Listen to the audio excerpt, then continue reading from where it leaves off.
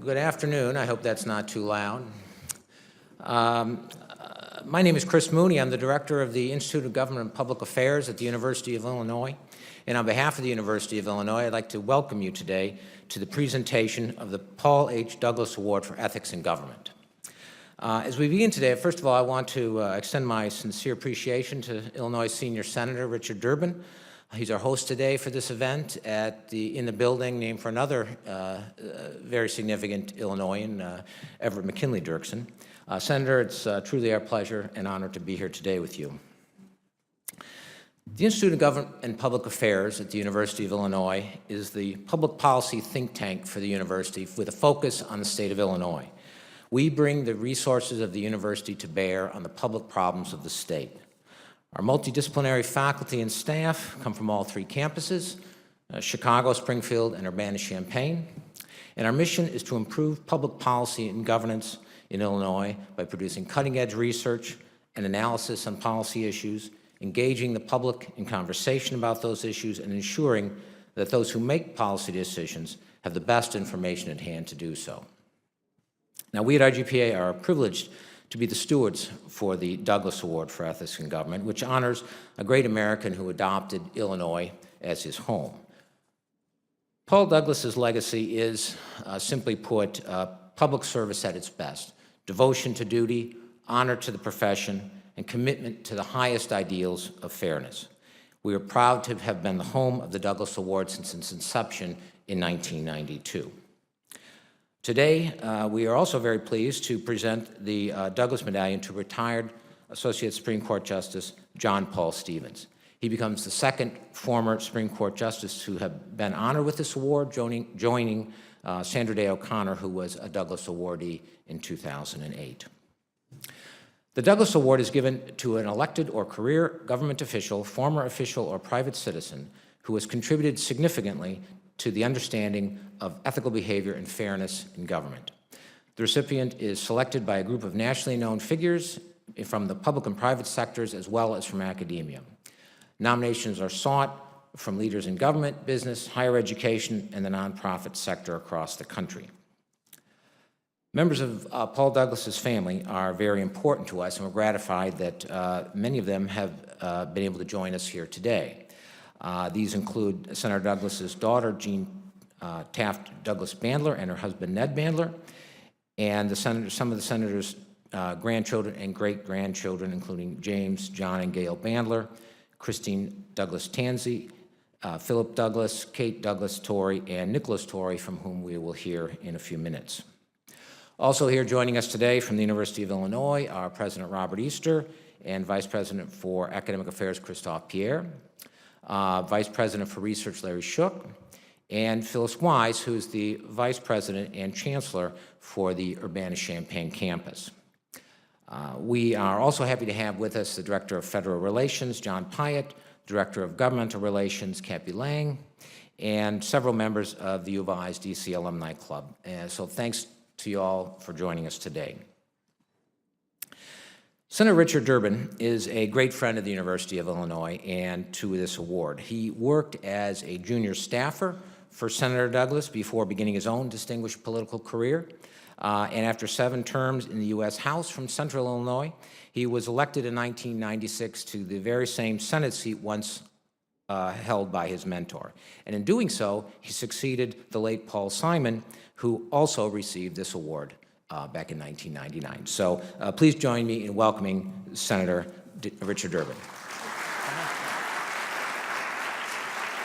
Thank you, Chris Mooney, for the kind words. I want to recognize President Easter, Dr. Pierre, Jean and Ned Bandler, and other members of the Douglas family, Chancellor Weiss, members of Mr. D's staff, former staffers of Mr. D, please rise at this moment. We want you to be recognized.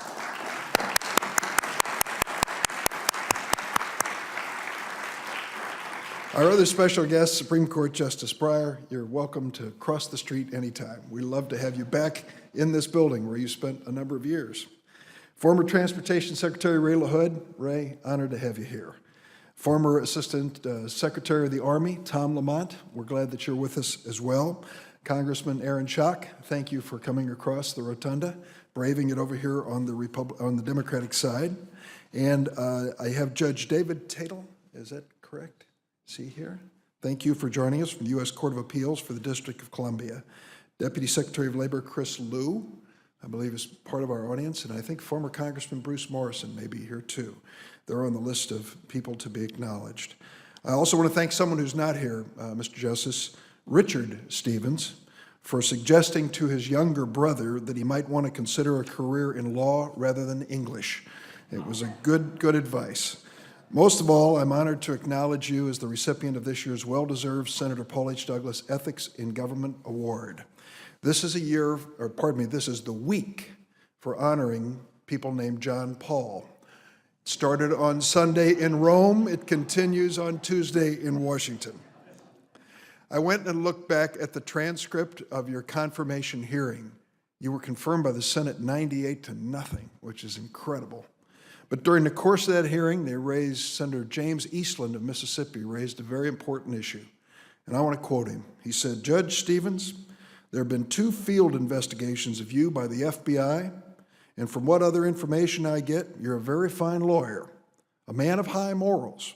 The only thing I think anyone could put their hands on about you would be your health." He asked that question 40 years ago. You see, Justice Stevens had just undergone a single bypassed heart surgery 2 years earlier, and members of the Judiciary Committee wanted to make sure he could handle the rigors of serving on the Supreme Court. Well, don't you just wish those same senators could have been at Wrigley Field 30 years later in 2005 when Justice Stevens threw out the first pitch, a fastball over the plate to open a Cubs home game against the Cincinnati Reds. So much for your health. While I'm on the subject, I just verified something that I'd read and I wanted to confirm, that Justice Stevens was a fan in the stands in 1932 at Wrigley Field when the Yankees played the Cubs in the World Series and Babe Ruth pointed to the center field fence and hit that home run. He was there, and I'm glad to confirm that fact today for history. Other than sending men and women to war, confirming a man or woman to a lifetime appointment on the Supreme Court is probably the most solemn and consequential responsibility of the Senate. In 18 years, I've had the privilege to vote on 4 Supreme Court justices. And because I've served on the Judiciary Committee, I've had a hand in confirmation hearings for those 4 and others. There is a question that I ask each nominee, and it's this: has there ever been a time when you stuck up for the little guy? Can you name one time when you took the side of the powerless against the powerful? During Justice Stevens' confirmation hearings, there was a variation on that question asked by none other than Senator Ted Kennedy. And Justice Stevens replied, "Well, it's kind of interesting. Let me just answer it this way. Among the mail I've received, complimentary mail, are letters from inmates in prisons who said they were writing to their senators asking them to vote for my confirmation."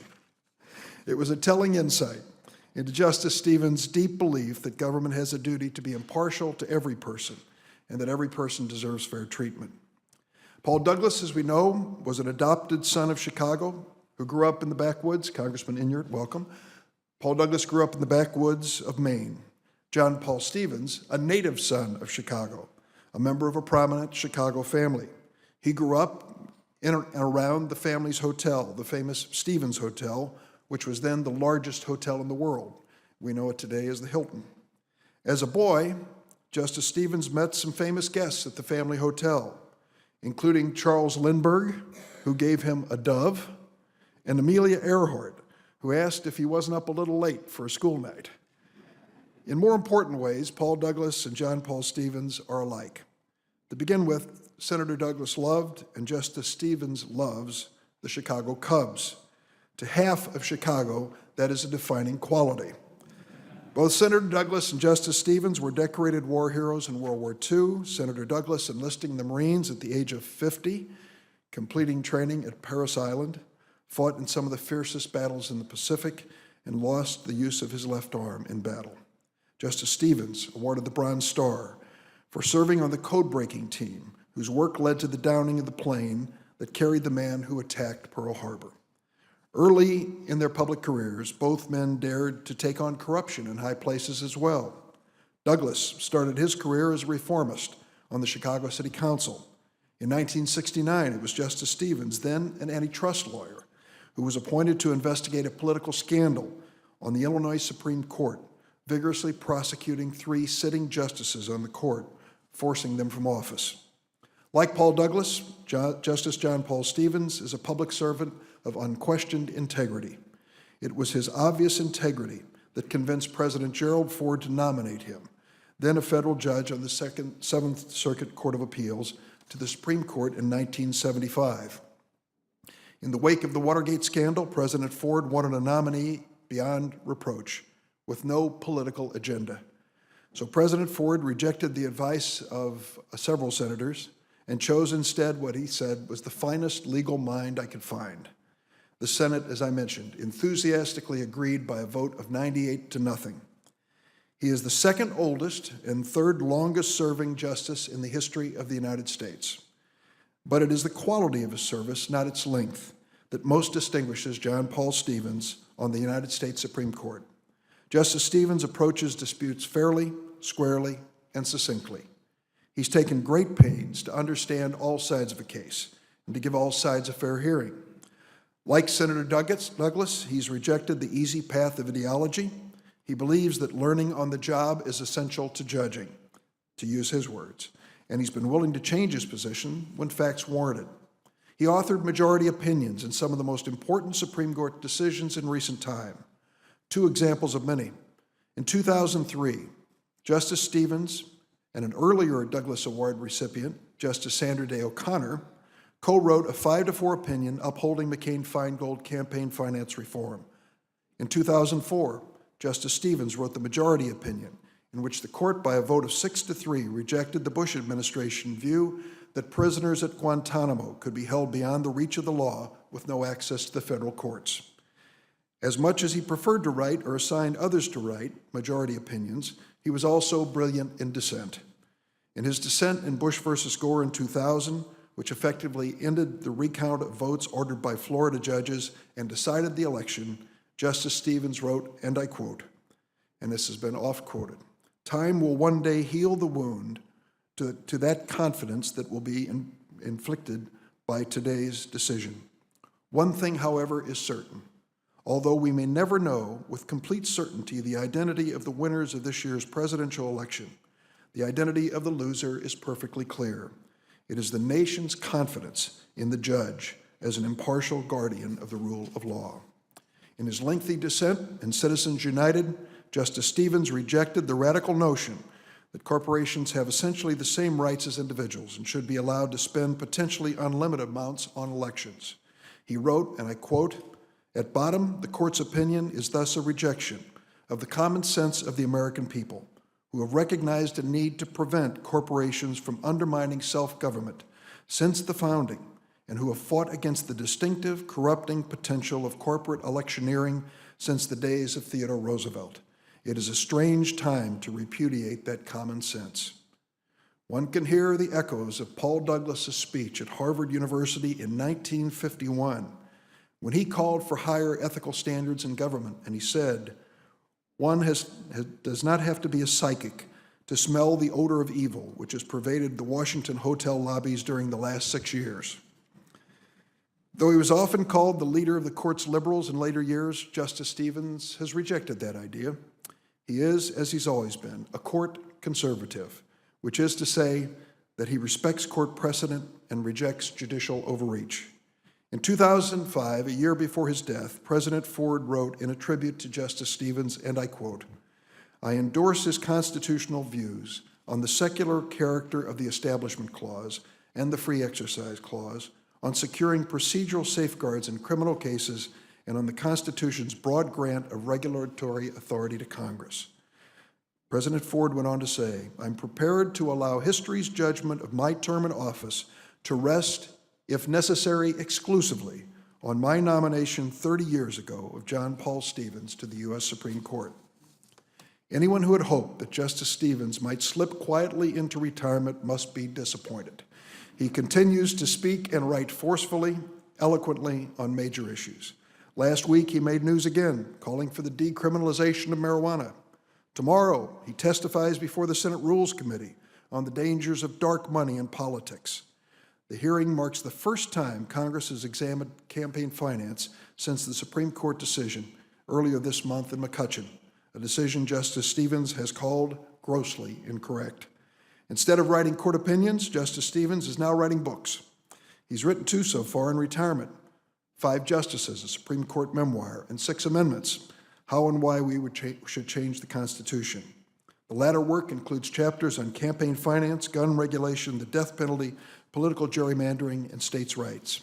Earlier this month, Justice Stevens was interviewed in the New York Times Book Review about his writing and reading habits. In the interview, Justice Stevens revealed that the person who most motivated him to write was a professor from whom he took a poetry class at the University of Chicago. The professor's name was Norman Maclean.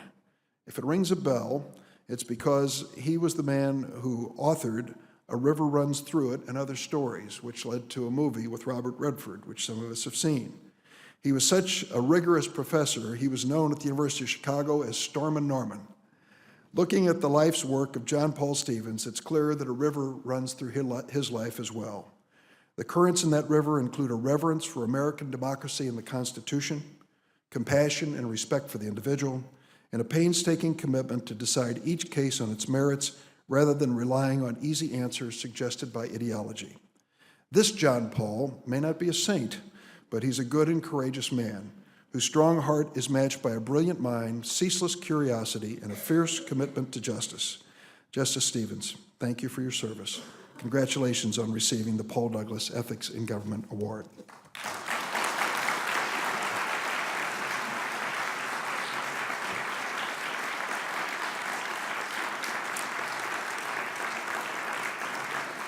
It's now my pleasure to introduce Nicholas Torrey, the great-grandson of Senator Paul Douglas. Thank you, Senator Durbin. I am Nick Torrey. I'm Paul Douglas's great-grandson, and on behalf of Paul Douglas's family, I would like to welcome all of you. Thank you for being here. It's an honor to be with you to recognize Senator Douglas's legacy, and it's a particularly great honor to be giving this year's Ethics in Government Award to Justice John Paul Stevens. I'd first like to thank Senator Durbin and his staff on behalf of Paul Douglas's entire family for hosting this important occasion. Senator Durbin's continuing commitment to this award and what it stands for is both a real tribute to Senator Douglas and ongoing proof of Senator Durbin's own deep commitment to ethical public service. So there are many connections between Paul Douglas and Justice Stevens that make this award especially appropriate, not least their striking personal modesty, their civic engagement, and their willingness to forge an independent path when their ethical commitments demanded it. And the connections began early.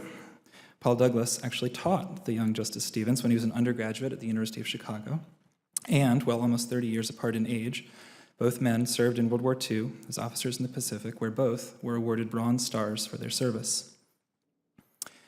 In today's polarized political world, Justice Stevens is a unique figure who defies conventional labels.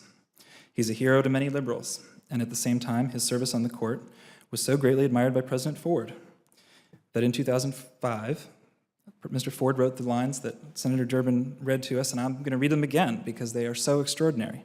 I am prepared, he said, to allow history's judgment of my term in office to rest, if necessary, exclusively on my nomination 30 years ago of Justice John Paul Stevens. It's extraordinary. Senator Douglas would have appreciated the difficulty of applying conventional political labels to Justice Stevens. Paul Douglas was the crusading liberal of the title of his biography, who nonetheless forged surprising alliances in his quest to rid his government of wasteful spending, and who throughout his career clashed with the Democratic establishment.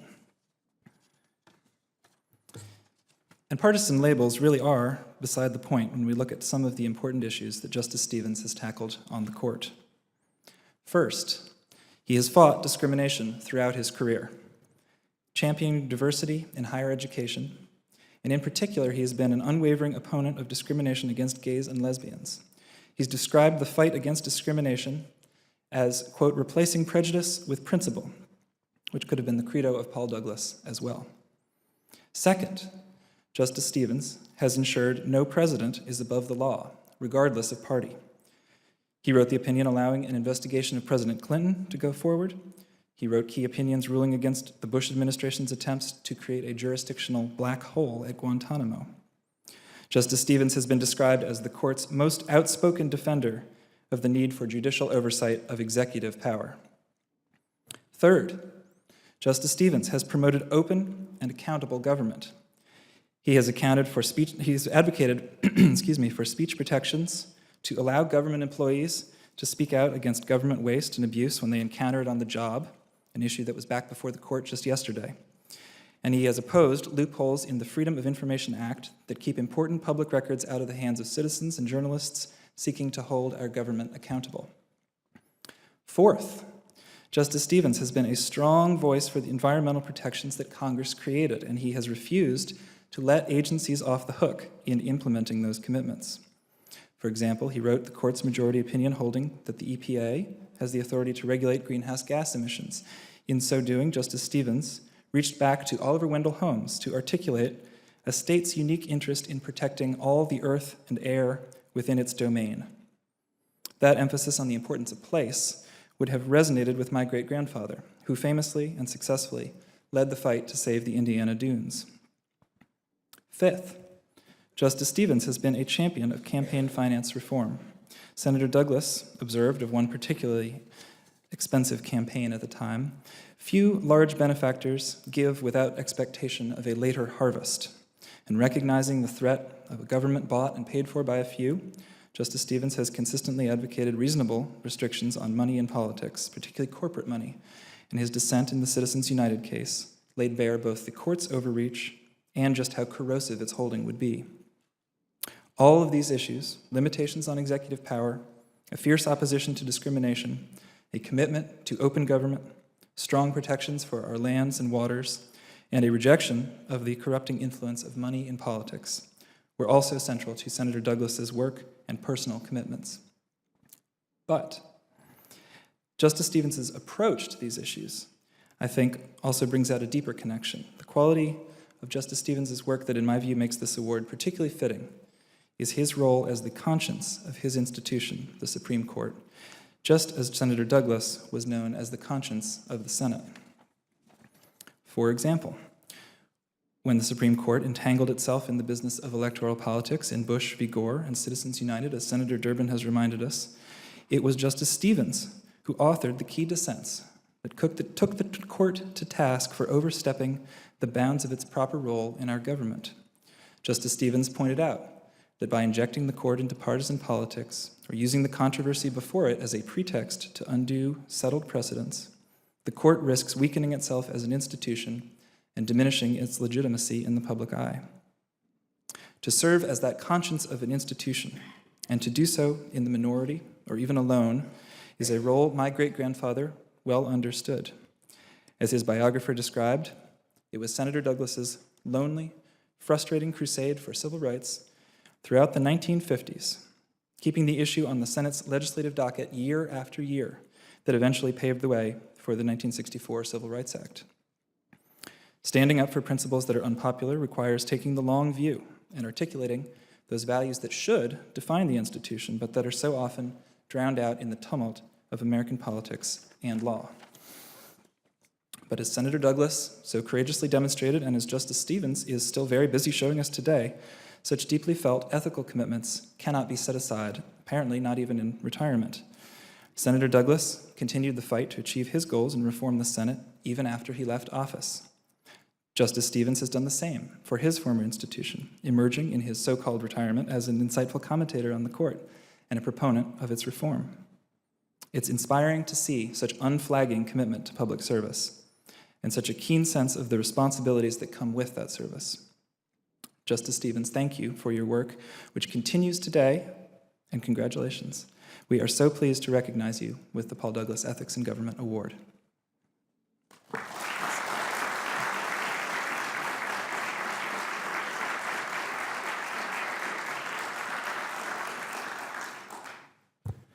Good afternoon. My name is Christophe Pierre. I'm the Vice President for Academic Affairs at the University of Illinois, and it's my privilege to introduce to you the President of the University of Illinois, Robert Easter, Bob Easter has spent his entire professional career, spanning 40 years or so, serving the University of Illinois, both as a faculty member and also as an administrator. He received his bachelor's degree in agricultural education at Texas A&M University in 1970, his master's in animal nutrition in 1972. Then he joined the University of Illinois, where he received his doctorate in animal science in 1976, and then became a faculty member in the Department of Animal Sciences. His field of academic expertise is livestock feeding, and he's a recognized leader in the area of swine nutrition and production, particularly contributing to the understanding of vitamin and amino acid requirements in all classes of swine, and having a market impact on livestock production. In addition to his faculty career, he served as an administrator in many positions at the university. He was a department head. He was dean of the top-ranked College of Agricultural, Consumer, and Environmental Sciences. And then he held the highest administrative positions on the Urbana-Champaign campus, serving as interim provost, chancellor, and vice chancellor for research, all of that at a time that his leadership was particularly critical for the university. In the spring of 2012, Bob Easter was appointed the 19th president of the University of Illinois. As president, he oversees a university with nearly 80,000 students on 3 campuses and an internationally renowned faculty, making it a global leader in research, education, and discovery. And to present the Douglas Award to Justice John Paul Stevens, please join me in welcoming President Robert Easter.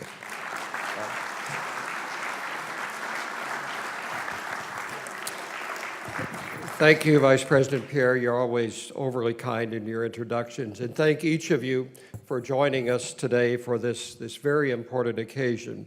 This is truly a special award, and one that serves to remind each of us about our responsibility as public servants. Our citizens deserve and have every right to demand that public officials conduct themselves in the same way that government expects its citizens to live their lives, with honesty, integrity, civility, and a spirit of cooperation. These are the principles that guided Paul Douglas's long and distinguished career, and I'm proud that the University of Illinois has a hand in honoring leaders who shared his concept and vision.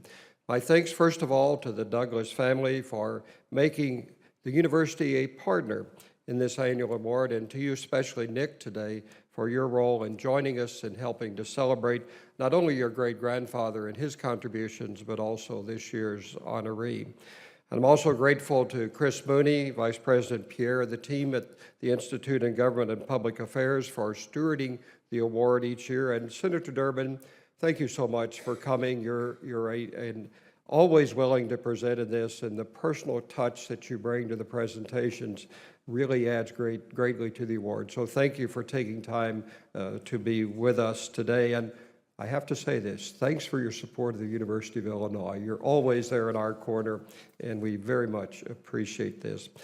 And like Senator Durbin, this year's award winner has that personal connection with Senator Douglas, as you've already heard. When Justice Stevens wrote to me a couple of months ago to accept our invitation for this award, he said that it had special meaning because he reminded us he was a student in one of Senator Douglas's classes at the University of Illinois and has been an admirer of him ever since. Senator Douglas's influence is reflected in the accolades to Justice Stevens that came on him when he retired in 2010 after his 35 years of public service. Court observers praised his knack for disagreeing without being disagreeable, to champion an opposing view with absolute courtesy and cordiality. They noted the impassioned dissenting opinions that are a hallmark of his career, and that's been mentioned already, and his explanation that the interests of our nation are best served by transparency and open dialogue on important issues. The National Education Association said that he embodies what it means to serve our country with honor, decency, and respect for the law. And the director of Georgetown University Supreme Court Institute observed that a common thread through countless opinions from his pen was that no matter the issue at hand, Director Harris said, his legal views always reflected what's most important to him, that the people be treated with equal respect and equal dignity by their government. Now, through his lifetime of distinguished service, Justice Stevens has joined his former colleague and his former college professor as a role model, setting a standard for excellence to which all of us should aspire. Those of us in public service should never underestimate the impact on the generations that follow us as they observe us as we go about our jobs day by day. Nothing is more important on our campuses than the image that we in positions of leadership create as we educate and prepare the next generation of students. The University of Illinois is a very large institution, 78,000 students these days, and the ripple effect of the roles that our leaders provide and the education that transforms lives goes on and on. Just here in the Washington metropolitan area, there are over 8,000 alums of the University of Illinois. Justice Stevens, I'm grateful to the invaluable lessons that your career has provided for our students and for the people of our nations. And I would point out that one of our distinguished law school alums is with us today, Carl Vacchetta. And he reminded me just after your identification with this award that you had delivered one of those lessons in person on the campus in Champaign-Urbana. He was the inaugural speaker, Carl, in the 2001 lecture series that you and your law firm, DLA Pepper, sponsor on the campus on the role of government and law. And we welcome you back anytime you'd like to come and speak at our students, and we'd be more than delighted to have you on any one of the campuses of the University of Illinois.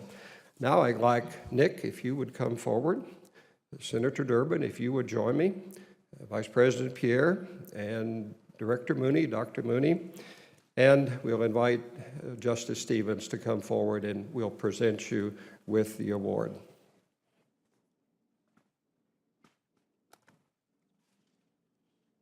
It's a medallion. I want to hang it right today. Thank you. Would you like to say a few words? A photo here? Yeah. Maybe we should come together a little closer. We'll do it with the photo. Why don't we stand next to the president? Get you here. How's this?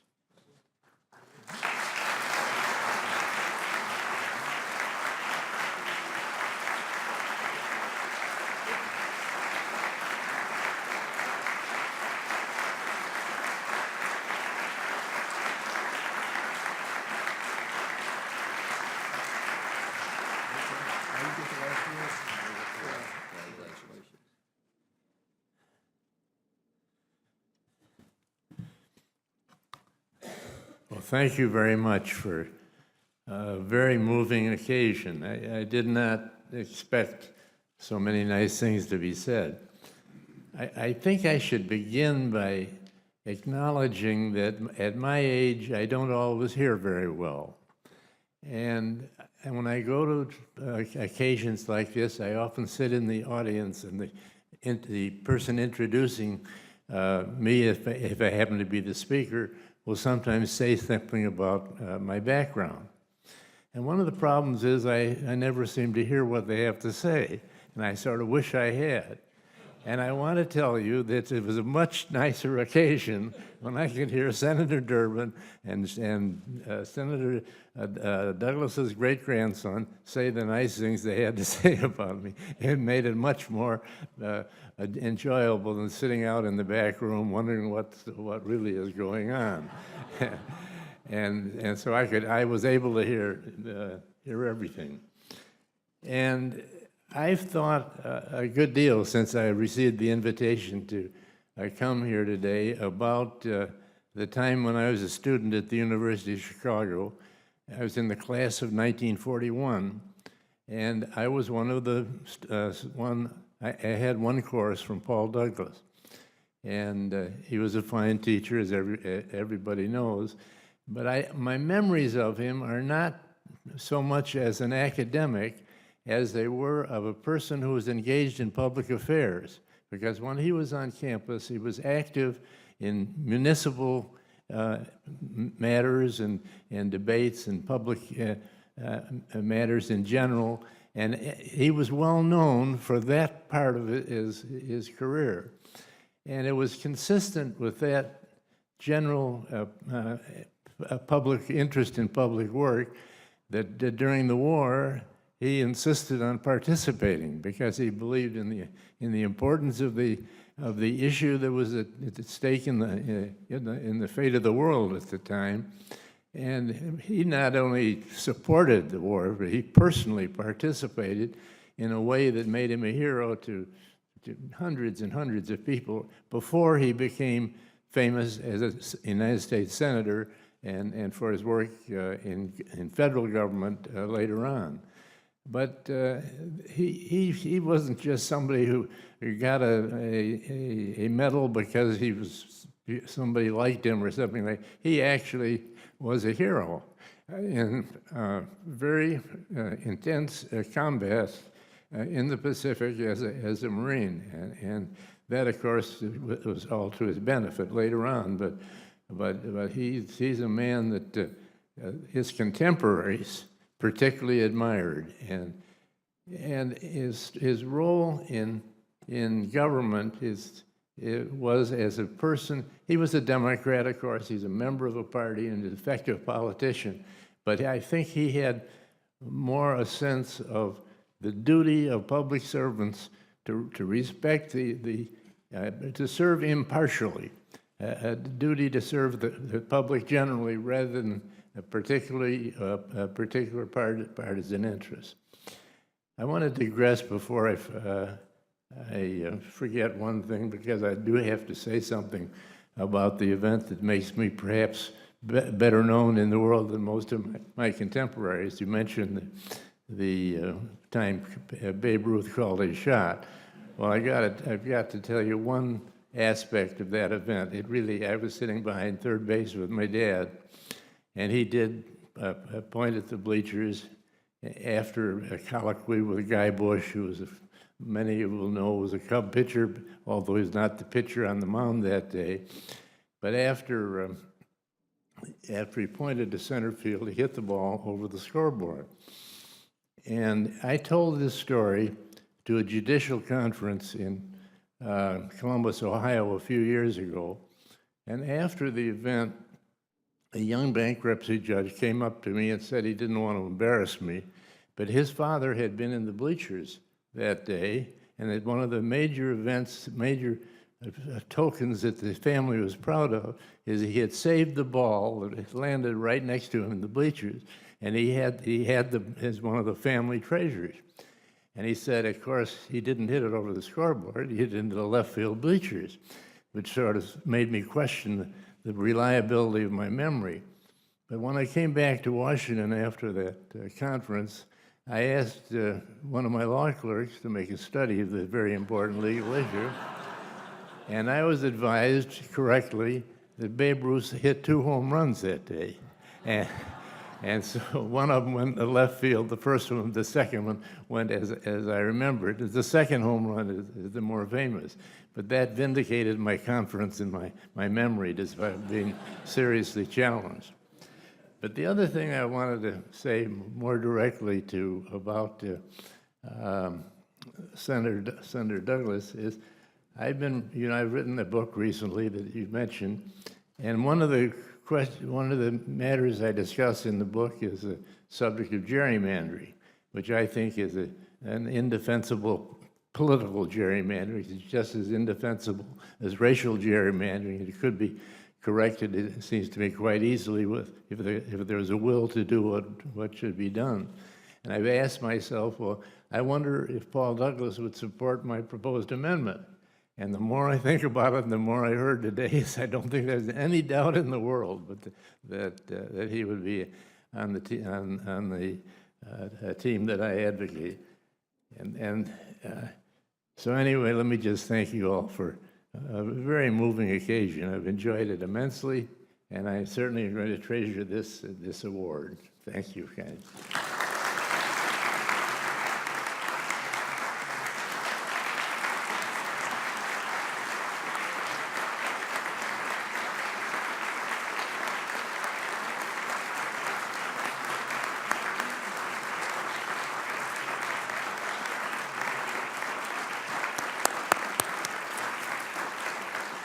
Well, thank you very much, Justice Stevens. Congratulations, and thanks for paying forward Senator Douglas's noble vision of fairness and ethics in government. Thanks again to the Douglas family for joining us today, and thanks to you all for support and loyalty to the University of Illinois. So please enjoy some refreshments in the back, and with that, we'll bid you good night.